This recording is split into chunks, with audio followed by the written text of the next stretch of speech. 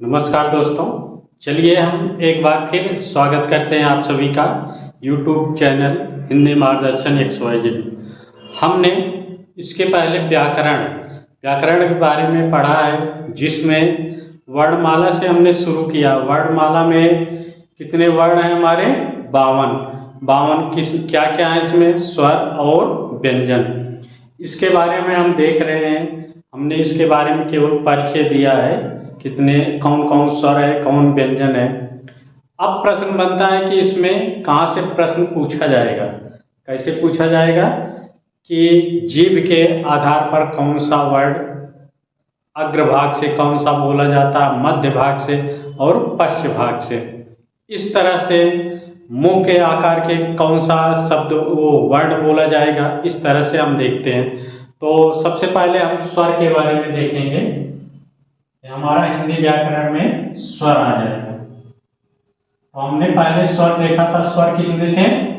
11। इसी में जो हमारे 11 स्वर हैं वे किस तरह बोले जाएंगे, वहां से प्रश्न बनता है। ठीक, तो चलिए हम देखते हैं। जीभ के आधार पर पहला आ जाए जीभ के आधार पर। तो कैसे? जीभ हमारी ये हो गई, ठीक। इसको हम 3 भागों में बांटेंगे। इसको अग्रभाग कह दें, इसको मध्य भाग और इसको पश्च भाग। अब देखिए, अग्र से कौन सा वर्ण बोला जाएगा? स्वर की बात चल रही है, तो इसमें ई और ए आई। मध्य में आ, केवल एक ही आ है। और पश्च में आ, उ और ओ औ। इसमें कितने हैं? 4। अग्र से कितने हैं? 4। मध्य से केवल 1 और पश्च से 5। यहां से सूत्र लगाइए, पश्च 5, ठीक, मध्य 1, अग्र 4। इसका एक सूत्र है जो 3 की आकार में बने, 3 के आकार में बने वे क्या होंगे? पश्च भाग से बोले जाएंगे। 3 के आकार का मतलब ये देखो, 3 की तरह बन रहा है, ठीक। ओ भी बनेगा, ओ और ये भी 3 की तरह बनेंगे। मैंने कहा कि यहां से प्रश्न बनता है। अभी टीजीटी में या पीजीटी में आया था एक प्रश्न यहाँ से इसमें ई वाला प्रश्न पूछा गया था। तो इसमें दे दिया था अग्रभाग से कौन सा वर्ड बोला जाएगा, तो इसमें ई दिया था, आ दिया था, ये सब दे दिया, तो उसमें बताना था, ठीक। तो इसी के आधार पर, जीभ के आधार पर हमने बांटा। फिर अगला पॉइंट है, अगर पूछा जाए जीभ के आधार पर कितने भाग में बांटा गया है, तो 3। कौन कौन? पहला अग्र, दूसरा मध्य, तीसरा पश्च। अब इसी में आप अग्र का जो था अगर लिखना हो, अग्र से ई ए आई, मध्य से आ, पश्च से आ,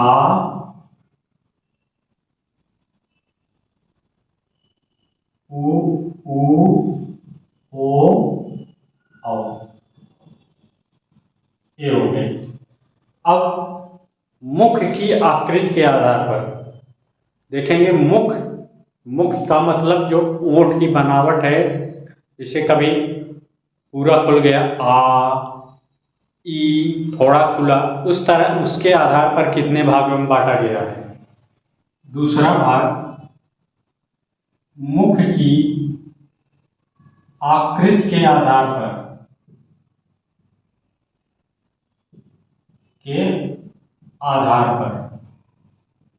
इसको कितने भागों में बांटा गया है, 4। नंबर 1, समृद्ध। समृद्ध का मतलब होता है मुख का कम खुलना, ई उ ऊ। दूसरा है अर्ध समृद्ध, यानी मुख का थोड़ा सा और ज्यादा खुलना, तो इसमें ए ओ।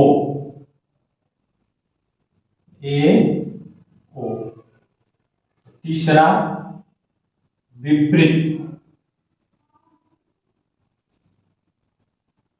इसमें आ। चौथा है अर्ध विपरीत, इसमें आ ऐ औ। और इसको देखिए, ये जो वर्ण है ये आगत स्वर है, आगत स्वर। आगत स्वर किसे कहेंगे, जो अंग्रेजी से आया हुआ शब्द, जो अन्य भाषा से आया हुआ शब्द, उसे हम क्या कहते हैं, आगत। आगत जैसे आ, इसका उच्चारण बिंदी नहीं रहेगी, इसका उच्चारण कैसे करेंगे, जैसे ऑफिस, ऑफिशियल, इस तरह। ये क्या है, आगत स्वर है। ये किस में आएगा, अर्थ विपरीत। अगर पूछा जाए आगत स्वर कौन है, तो आ। यही देख लीजिए आगत व्यंजन, आगत व्यंजन। आगत व्यंजन कौन है, ज, ज और फ। यहां देखिए ज और फ, ये क्या है, आगत व्यंजन। आगत स्वर आ, बस 2 यहां याद रखिएगा। चलिए आगे देखें हम, यहाँ जरूर याद रखिए, यहाँ से प्रश्न बनते हैं। अब हम चलेंगे व्यंजन के, व्यंजन के बारे में देखेंगे, वहां किस तरह से बोले जाते हैं, मुख के आकार पर या और अन्य भागों में बांटा गया है, तो उसको देखेंगे। अब हम देखें व्यंजन।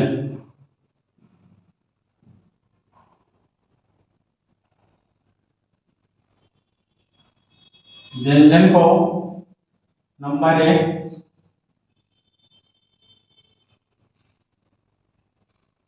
प्राणवायु,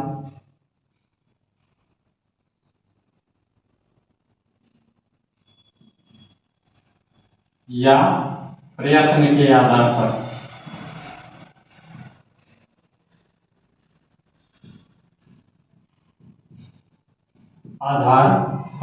इसको 2 भागों में बांटा गया है। पहला है अल्प प्राण, दूसरा महाप्राण। अब इससे आप समझ लीजिए, अल्प यानी कम, प्राण यानी अंदर से जो वाष्प निकलती है, बोलने से जो वाष्प हवा निकलती है, जैसे अल्प थोड़ा सा प्राण निकले या वायु निकले या हवा निकले।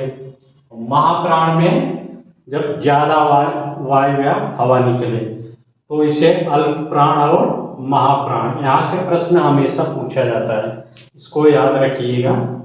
तो इसको कैसे पहचानेंगे उसके बारे में देखें। एक चार्ट बना लें पहले, अल्प प्राण, यह याद करने में आपको आसानी होगी। दूसरा है महाप्राण। इस तरह आप लिख लीजिए।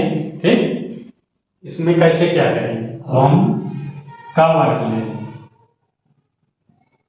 इसमें का यहाँ लिखेंगे, ख यहाँ, ग यहाँ, घ यहाँ और अंग। इसी तरह च वर्ग ले लें। च, छ, ज, झ, य। फिर ट वर्ग हम लें। ट, ठ, ड, ढ, अड़। ट वर्ग लें। त, थ, द, ध, न। प वर्ग उसी तरह। प, फ, ब, भ और म। ये तो हमारे जो पांचों वर्ग हैं, इसके अल्पप्राण और महाप्राण। फिर इसमें अंतस्थ व्यंजन जो होते हैं, अंतस्थ व्यंजन य, र, ल और व। इसके बाद इसमें आ जाएगा ऊष्म व्यंजन।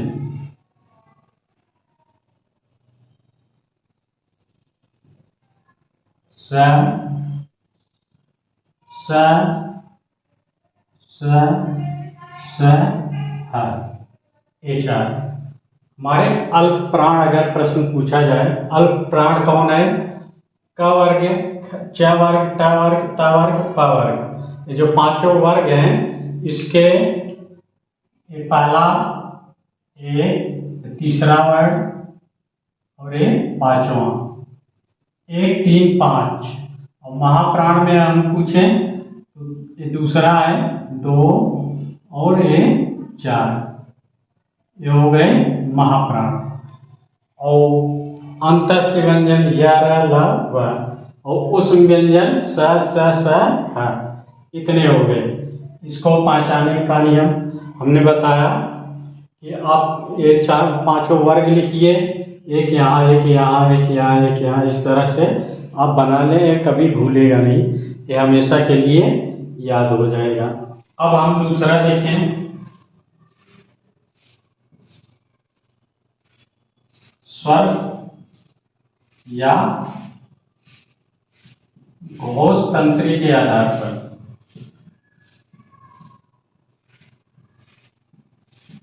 पर, ये भी 2 प्रकार का होता है। जैसे ये 2 प्रकार का है, उसी तरह ये भी। क्या है पहला, अघोष, दूसरा सघोष, या इसे हम घोष भी कहते हैं। घोष जिसमें वायु ज्यादा निकले, आवाजें गूंजे जिसमें, उसे हम क्या कहते हैं, घोष।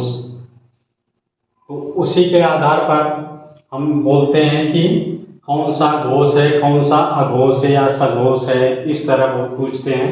यहाँ प्रश्न बनता है, हर परीक्षा में लगभग आता है। तो इसको एक चार्ट के माध्यम से देखते हैं। जैसे इसके पहले हमने देखा, वो एक तरफ अघोष का बना लें, दूसरी तरफ सघोष।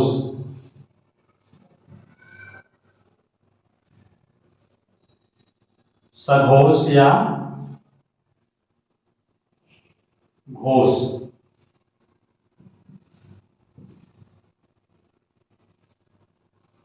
ये 2 चार्ट, एक चार्ट हो गया। इसमें देखें, अब देखेंगे का वर्ग लेंगे, जैसे उसमें लिए थे का वर्ग।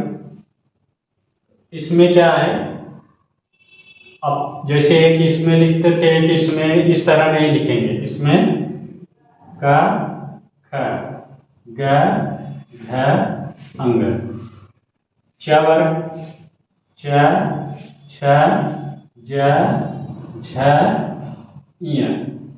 ट वर्ग, ट, ठ, ड, ढ अण, त वर्ग त थ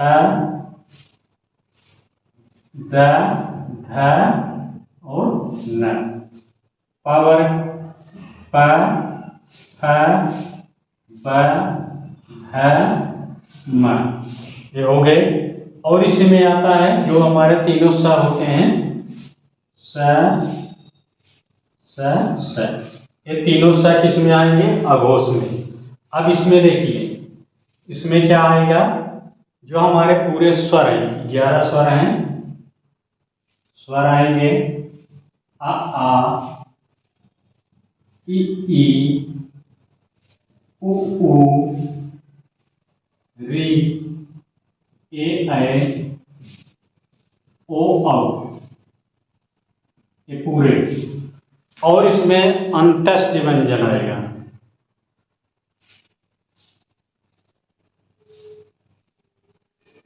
अंतस्थ क्या है? यह र ल व और इसमें एक आ जाएगा है।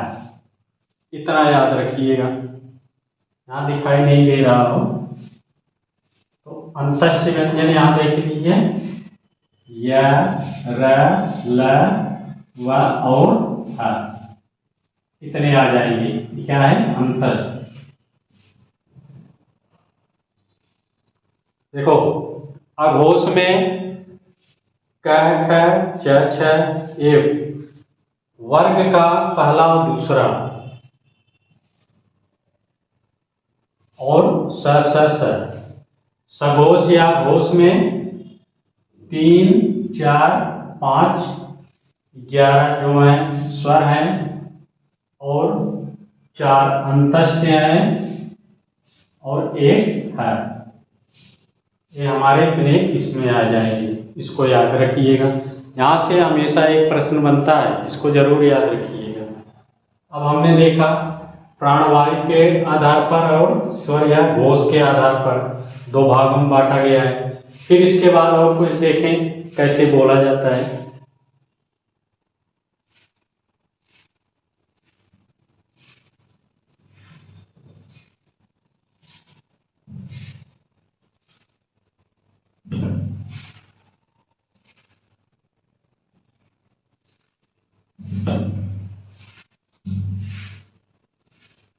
एक और कभी कभी प्रश्न बनता है उच्चारण के स्थान पर,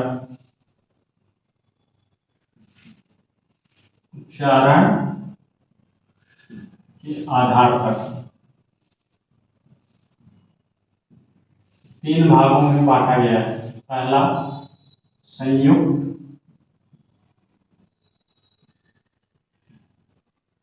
दूसरा संपृक्त,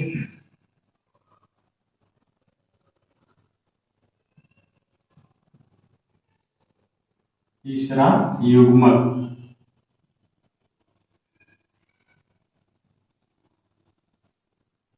संयुक्त क्या है? जब 2 या 2 से अधिक व्यंजन मिलते हैं तो उसे हम संयुक्त ध्वनि कहते हैं। जैसे परिभाषा क्या है? 2 या 2 से अधिक व्यंजन मिलते हैं तो संयुक्त ध्वनि कहते हैं। जैसे प्राण, प्राण में क्या है? प है, आधा र है और अड़ है, तो संयुक्त हुए प्राण, ध्यान, क्रम, इस तरह से। और संपृक्त में कोई शब्द, कोई जो वर्ण जुड़ता है, कोई ध्वनि जुड़ती है तो उसमें दोनों का उच्चारण होता है, पहले में और दूसरे में। जो यहाँ जुड़ेगा इसमें भी उसका उच्चारण हो जाएगा, इसमें भी।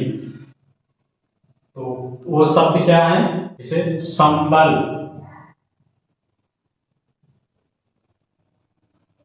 संबल, कंबल। अब देखिए, सम, इसमें भी इसका मां का उच्चारण हो रहा है और इसमें भी संबल, कंबल, इस तरह। युग्मक में क्या होता है? युग्मक में एक ही वर्ण होता है, एक ही व्यंजन होता है, उसी का संयुक्त होता है। जैसे प्रसन्नता,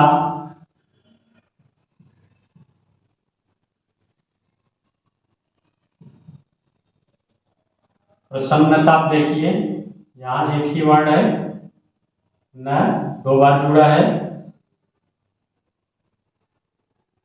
कुकर देखिए,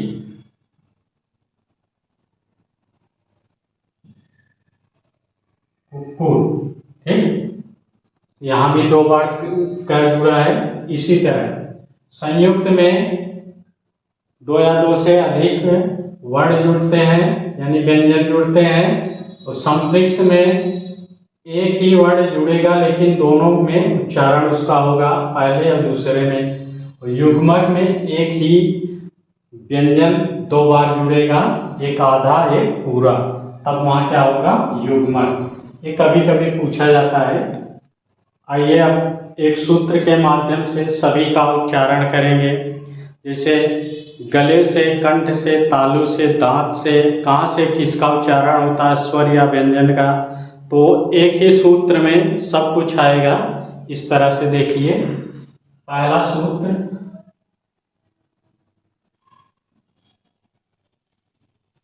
पाला, अकू है, विसर्जनिया नाम,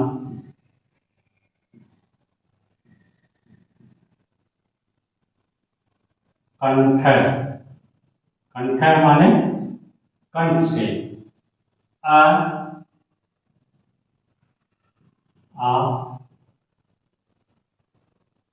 कु यानी का वर्ग, क, ख, ग, घ, अंग, विसर्जनिया नाम, विसर्ग, जो विसर्ग है नाम कंठर। इतने हमारे कंठ बोले जाएंगे। आ का वर्ग और विसर्ग किससे बोले जाएंगे, कंठ से, यानी गले से। दूसरा नंबर ईचू, यसानाम,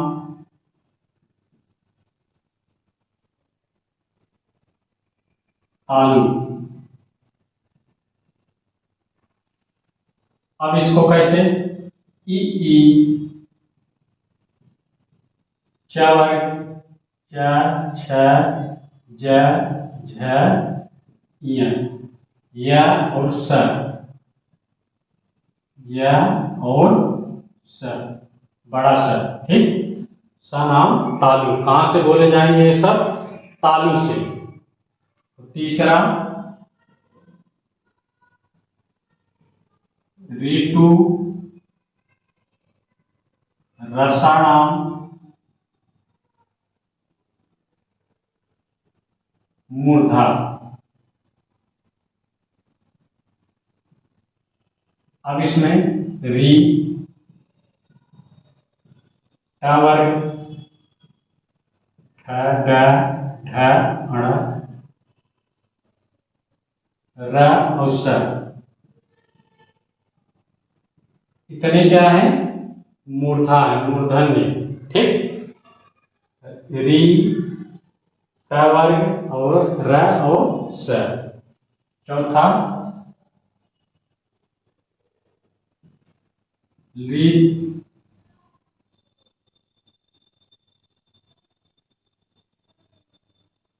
लीतु, लसानाम, दंत, ली, तवर्ग,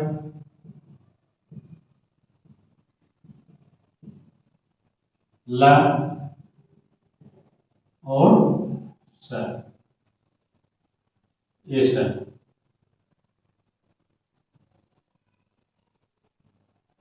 ठीक। इतने नाम किससे बोले जाएंगे, दंत से। और एक ध्यान देने वाली बात है, यहाँ देखिए तीनों स से प्रश्न बनते हैं। पहला स कहाँ से बोला जा रहा है? तालु से। ए वाला स मूर्धन्य वाला मूर्धा से, और दांत से ए स। इसको हम गोला कर दिए, इसको जरूर याद रखिएगा। जब आप ये सूत्र पढ़ेंगे उसी में आ जाएगा। बड़ा स किससे? तालु से। और ये मूर्धन्य व्यक्ति है स, दंत जो है दांत से स। ठीक, इसको हम देख लें। दांत, जो दांत पर हमेशा रहे, ये स हमेशा बोला जाता है। जो दांत पर हमेशा रहे, सूत्र है दांत पर हमेशा रहे। दांत के यानी दंत से हमेशा ये स रहता है। मूर्धन्य व्यक्ति जिसके पास धन रहेगा तो वह एक तिजोरी में रखेगा, उसी तरह स मूर्धन्य व्यक्ति। बाकी ये तालु एक ही बचा तो तालु हो जाएगा। पांचवा उपु ओष्ठ। उ पावर प ह ब ध म, ये सब क्या है? ओष्ठ से बोले जाए। ओठ यानी इससे।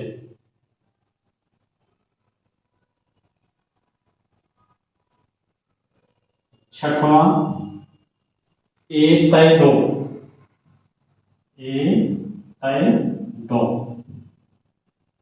कंठ ताल।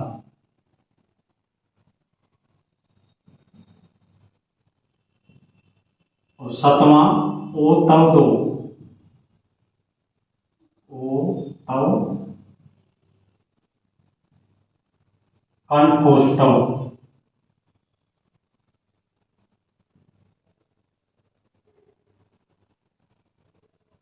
अब यहाँ ए तो याद करने की जरूरत है, यहां से भी प्रश्न बनता है। ए आई कहां से है? कंठ और तालु। क्या है? कंठ से और तालु से। संयुक्त व्यंजन वो स्वर है। देखो आ कहाँ है? कंठ और ई, क्या बनेंगे? ए। हाँ देखिए, आ कंठ है, ई तालु है, ए मिलके क्या बनते हैं? ई। आ और ई कंठ तालु मिलके ए आई बनेंगे। कंठोष्ठव कौन कौन है? ओ, और ये प्रश्न पूछा भी गया है। अब इसमें कंठ आ धन उ, आ और उ मिलेंगे तो ओ बनेगा, आ बड़ा उ मिलेगा तो औ बनेगा। इसी तरह इसमें भी। ठीक, तो आ और उ, आ कंठ, उ किसमें है? देखिए उ ओष्ठ में। ठीक, कंठ ओष्ठव, कंठ और ओठ से। यहाँ दो प्रश्न, ये दोनों इंपॉर्टेंट है, याद रखिएगा। और ये तीनों इंपॉर्टेंट है, ये जरूर याद रखिएगा। ये क्या है? कंठ ताल, कंठ ओष्ठव। अब आगे 8वें नंबर पर एक आता है दंतोष्ठव।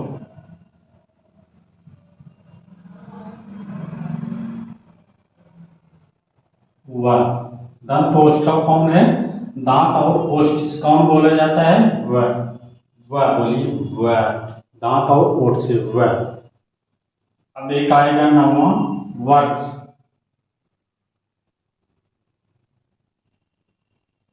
वर्ष में स न ल र, ये होते हैं वर्ष।